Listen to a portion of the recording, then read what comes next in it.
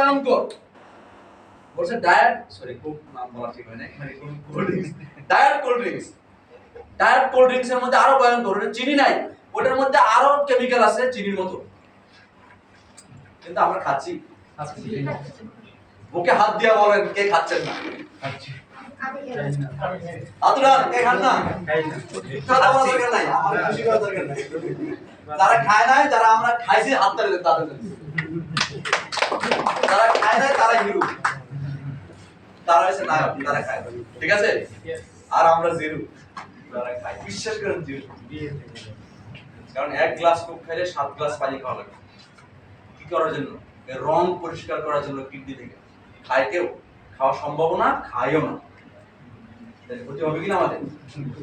Just একটা উদাহরণ দিলাম। তাহলে আমাদের এই স্বাস্থ্যকে নষ্ট করার জন্য কোটি কোটি টাকার বাণিজ্য আছে। সেই বাণিজ্যগুলো একটু আমরা দেখব। সেই বাণিজ্যগুলো কোথায়? সেই বাণিজ্যগুলো হচ্ছে আমাদের ওয়ে অফ লাইফ, যেখানে আমরা আমাদের জীবনটা চালাচ্ছি, যে মাধ্যম দ্বারা আমাদের জীবন চলছে, সেই মাধ্যমে আমরা বিষ নিচ্ছি। দেখেন কিসের মাধ্যমে আমরা জীবন চালাচ্ছেন? প্লিজ আমার সাথে থাকেন। ফুড খাচ্ছেন কিনা? খাবার খাচ্ছেন? কেউ আছেন খাবার ছাড়া আছেন? কেউ আছেন সকালে খান নাই? না।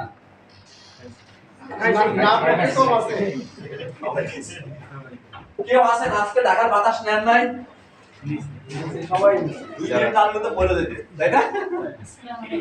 তাহলে আমরা খাবার নিচ্ছি, বাতাস নিচ্ছি। কেউ আছেন পানি নেন নাই? কেউ আছেন কিনা বলেন? এটা হচ্ছে ওয়ে অফ লাইফ, লাগবেই, বেঁচে থাকার জন্য দরকার, এগুলা লাগবেই।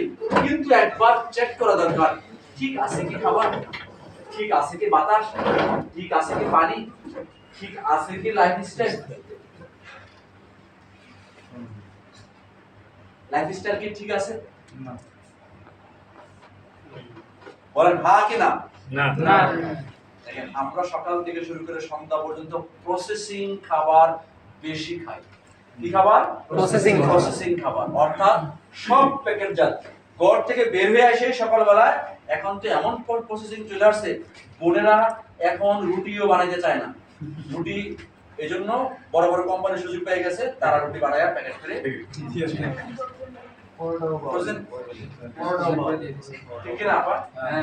বোনেরা বাচ্চার জন্য একটা সমোসা সিঙ্গারা বাসায় বানায় না, ফ্রোজেন এত কষ্ট কে করবে? এই প্রসেসিং ফুড হলো সাইলেন্ট কিলার, আমাদেরকে মেরে ফেলতেছে। বেকারিজাত খাবার আমাদেরকে মেরে ফেলতেছে, অর্থাৎ খাবার আমাদেরকে মেরে ফেলতেছে। কিন্তু খাবারকে মারার জন্য নাকি বাঁচার জন্য? বেঁচে থাকার জন্য খাবার দরকার, খাবার ছাড়া কেউ বাঁচবে না। কিন্তু এখন মরার জন্য খাবার দরকার, কেউ বাঁচবেন না সুস্থ অবস্থায় এই খাবারটা। ঘটনা এরকম হয়েছে, অর্থাৎ এই খাবার বাতাস পানি অনুকূল না, লাইফস্টাইল অনুকূল না। লাইফস্টাইলকে দেখেন, আমরা junk food, fast food, pizza, burger এগুলো তো খাচ্ছি, পাশাপাশি দেখেন আমরা এক্সারসাইজ করি না, তাই না? আমরা হাঁটি না, সকালে একটু ফ্রেশ বাতাস নেওয়ার চেষ্টা করি না। আমরা দেখেন ঘুমানোর ঠিক নাই, 9টা থেকে 2টা কি দরকার? ঘুমানো দরকার রাতের বেলা মিনিমাম, হ্যাঁ না? 2টা থেকে 9টা পর্যন্ত ঘুমানো দরকার, খুব জরুরি, ডিপ স্লিপ, লাইট অফ করা দরকার। কিন্তু আমরা করি না। আমরা কি করি? ঘুমাইতে যাই 2টায় না, 2টা অনেকে যায় ঘুমাইতে, তাই না? আর ঘুম থেকে ওঠা দরকার সূর্য ওঠার আগে। ঘুম থেকে উঠি সূর্য মানে মোটামুটি 2 প্রহর হয়েছে এখন উঠি, তাই না? লাইফস্টাইল ঠিক আছে? না। সুস্থ থাকা যাবে? জি না। এই হলো আমাদের কারেন্ট সিনারিও। খাবার ঠিক না, বাতাস ঠিক না, পানি ঠিক না, আমরা যে আসলে বেঁচে আছি এটাই ভাবতে অবাক লাগে। আল্লাহ আমাদেরকে এই ওয়ান্ডারফুল দিয়ে বাঁচায় রাখছে, এটা আমরা নষ্ট করে ফেলছি। আসেন আমরা সেই জায়গায় কাজ করবো। ডক্টর ইনস্টিটিউট কি বলতে দেখেন, এই হেলথটাকে এই প্রশ্নবোধক চিহ্নের মধ্যে আমরা নিয়েছি। প্রশ্নবোধক চিহ্নগুলো কিন্তু অ্যাভেলেবল থাকে না, এগুলো হচ্ছে এক একটা শত্রু। কারো রোগ, ডায়াবেটিস, কারো অ্যাজমা, কারো জন্ডিস, কারো কিডনি প্রবলেম, কারো লিভারের প্রবলেম, কারো 2-3টা প্রবলেম, নাকি? কারো 2-3টা একাধিক প্রবলেম। তাহলে এটা যদি হয় কি হবে? আমরা কিভাবে জীবন যাপন করব? সম্ভব? জি না। দরকার আমরা মূলে ফেরত যেতে হবে। মূল বলতে কি? আদিতে ফেরত যেতে হবে। আদি কি করছে?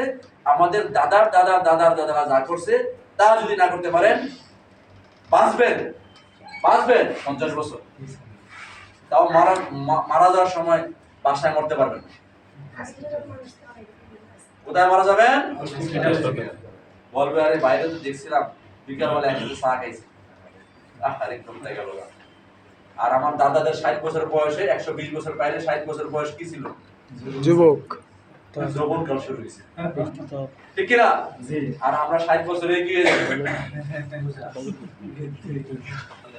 ঠিক? তার মানে দাদা স্মার্ট, নাতি আনস্মার্ট, নাতি ডিসকোয়ালিফাই, দাদা কোয়ালিফাই। দাদা সকালে ভোর উঠে চোখে যাইত, নাতি ঘুমের মধ্যেই সকাল শেষ করে দিচ্ছে, ঠিক না?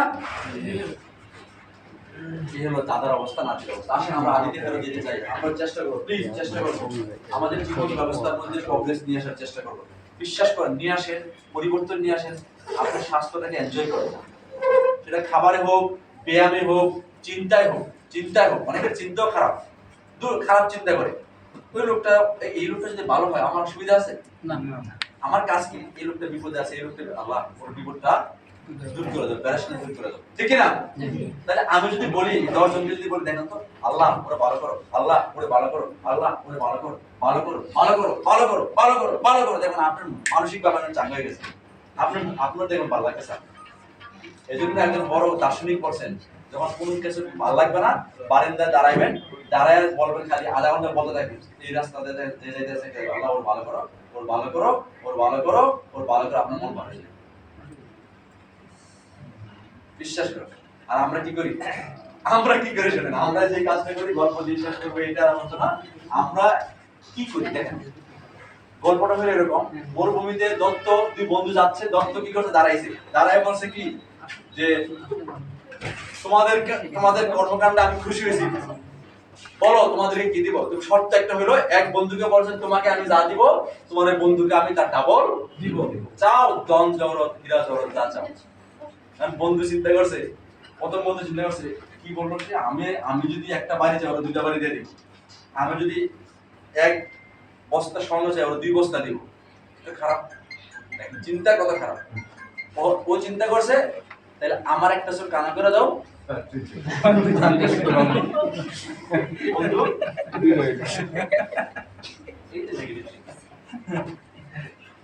দরকার ছিল।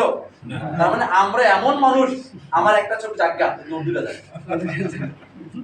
করা যাবে না, করতে হবে শুধু আল্লাহ সবার ভালো করো করো করো করো। আরে আপনি দিবেন দেওয়ার মালিক নাই। মেন্টাল হেলথ ঠিক রাখতে হবে, স্পিরিচুয়াল হেলথ ঠিক রাখতে হবে, মানুষের কল্যাণ চাইতে হবে, দেখুন ভালো হয়ে যাবে। আসেন আমরা আজকে এই জায়গায় শেষ করব আলোচনাটা। দেখেন এই স্বাস্থ্যটা, এই অসুস্থতার পিছনে কারণগুলো বলছি কি? বাতাস, পানি, খাবার। এই বাতাস পানি খাবার আমরা কতদিন যাবত দিচ্ছি? মায়ের গর্ভ থেকে নেওয়া শুরু করছি, বন্ধ করছি না। মা খাবার খাইছে, মায়ের কাছ থেকে আমি খাবার খাইছি। মা যদি খাবার না পাইতো তাহলে আমি বাঁচতাম না। এজন্য মা খেয়াল রাখবেন, স্রষ্টার সৃষ্টির শ্রেষ্ঠত্ব কি? আমরা যে মায়ের গর্ভে খাইছি, আমরা মুখ দিয়ে খাইছি না নাভি দিয়ে খাইছি? নাভি দিয়ে। মায়ের সাথে আমার সম্পর্ক নাভি। মা খাবার আমাকে এখান দিয়ে বডিতে পাস করছে। এজন্য আমরা কি বলি, মায়েদেরকে ভালো ভালো খাবার খাওয়া, তাই না? মাকে বিষাক্ত খাবার খাওয়াবেন না, কারণ মা বিষাক্ত খাবার খেলে বাচ্চা বিষাক্ত খাবার পাবে। আর মাকে যদি অপুষ্টি রাখেন, বাচ্চা মাকে খেয়ে ফেলবে, এটা আল্লাহর খাবার। খেয়াল রাখবেন, বাচ্চাকে খাবার নেওয়ার জন্য মায়ের শরীর থেকে বাচ্চা খাবার টানবে। যদি আপনি খাবার না দেন, তার হাড় থেকে নেবে, তার শরীরের বিভিন্ন অঙ্গ প্রত্যঙ্গ থেকে মায়ের কাছ থেকে নিয়ে বাচ্চার চাহিদা পূরণ করবে। এটা মিরাকেল, আল্লাহর ব্যাপার, আমরা বুঝবো না, ঠিক আছে? কিন্তু গাঁথতে হবে কার? মাকে ভালো ভালো খাবার খাইতে। দুঃখজনক করে সত্যি, আজকে দেখেন 10টা বাচ্চা জন্মগ্রহণ করলে 2টা 3টা ত্রুটিযুক্ত পাওয়া যায়, ঠিক কিনা? আপনারা যাই দেখেন, ওদের এই সমস্যা, ওদের ওই সমস্যা, ওদের ওই সমস্যা, ওদের ওই সমস্যা, এগুলো বলতে থাকে। কিন্তু আজকে দেখেন, আজ থেকে 100 বছর দরকার নাই, আমার বয়সে বলি, আমার বয়স প্রায় 46 বছর আগে আমি জন্মগ্রহণ করছি। আমরা 6 ভাই বোন, আলহামদুলিল্লাহ আলহামদুলিল্লাহ, 6 ভাই বোন। ছয় ভাই বোনই আমরা আমার মনে আছে, কারণ আমি সেকেন্ড চাইল্ড, আমার বাকিগুলোর ম্যাক্সিমাম গুলো আমি দেখছি আমার মা ঘরে প্রসব হয়েছে। আমরা আমাদের বোনদের ভাইদেরকে কোলে হাসপাতাল হয়েছে, সে অত মারা গিয়েছিলাম আমি হাসপাতাল ভাবে কোথায়। আর যে দাইমা ছিল, দাইমাকেও আমাদের পাশের বাড়ি, দাদি লাগে চাচি লাগে। খেয়াল করছেন বিষয়টা? আলহামদুলিল্লাহ। চোখ কান নাক ঠিক আছে, আছে কিনা আমার ঠিক?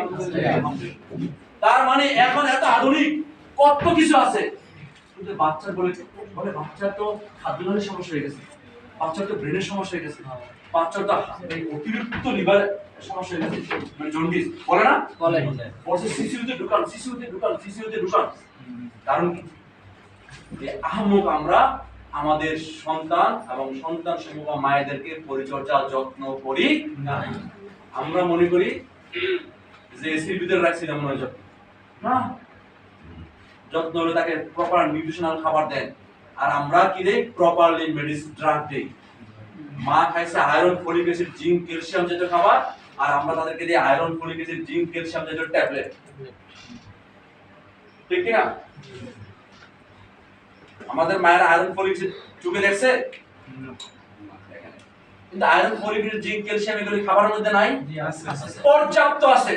যেগুলো বডি চাপ সেগুলো খাবি আমরা কোথায় নিয়ে আসছি আমাদের স্বাস্থ্যটাকে, যে কারণে সমস্যার মধ্যে পড়ছি। আসেন আর সমস্যা নিয়ে আলোচনা করবো না, এখন সমাধান নিয়ে আলোচনা করবো। সমস্যা নিয়ে আলোচনা করতে করতে সবাই ভয় পেয়ে যাবে, এই কিন্তু সমস্যা যাওয়া যাবে না। এত সমস্যা, সমাধান দরকার, সমাধান চাই, চাই কিনা? সমাধান কি হার্টকে বাইপাস করা সমাধান? না। কিডনি ডায়ালিসিস করা সমাধান? না। সমাধান হলো নেচারকে আবার শরীরকে ব্যাক করেন, কাম ব্যাক করান। কি কাম ব্যাক করান? কিডনির কাজ কি? প্লিজ কথা বলা যাবে না। কিডনির কাজ কি? ফিল্টারিং করা, ব্লাডকে ছাকা। সে ছাকবে যদি তাকে যত্ন করে। হার্টের কাজ কি? পাম্পিং করা। সে পাম্পিং থামছে এক সেকেন্ডের জন্য? থামলে আপনি থেমে যাবেন। মায়ের গর্ভ থেকে শুরু হয়েছে, থামে নাই। যেদিন থামবো সেদিন আমি নাই, তাই না? সেদিন কয়েক ঘন্টার মধ্যে আমাকে মাটির নিচে দিয়ে আসবে। এই থামার জন্য নাম থামে, সব অরিজিনাল অর্গানগুলো পাম্পিং করে, সেজন্য নেচার দরকার, প্রকৃতি দরকার। আর ডিএক্সএনএইচ বেস্ট প্রকৃতি। আমাদের ফাউন্ডার দাদু ডক্টর লিমসিজের হাত থেকে হবে গাছপালা, ফুল, গুলমলতা হবে আমাদের খাবার। সেই সেরা খাবারের নাম হলো রেড মাশরুম, গেওয়ারমা মাশরুম। আছে না? চিনেন মাশরুম? यस। একদম নতুন আছে, মাশরুমই চিনেন না কেউ? আছেন? হাত উঠান, অসুবিধা নেই। নতুন আছেন না? না না, নতুন থাকলে হবে না। চিনেন না, চিনি না, তাহলে হাত উঠানোর দরকার নাই। চিনি না এরকম আছে কি? আমরা সবাই চিনি। আমরা সবাই মাশরুম খান নাই, কে হাত উঠান?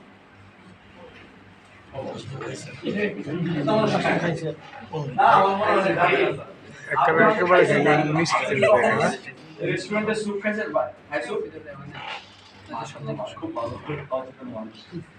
ভেজিটেবল কারি খাইছেন?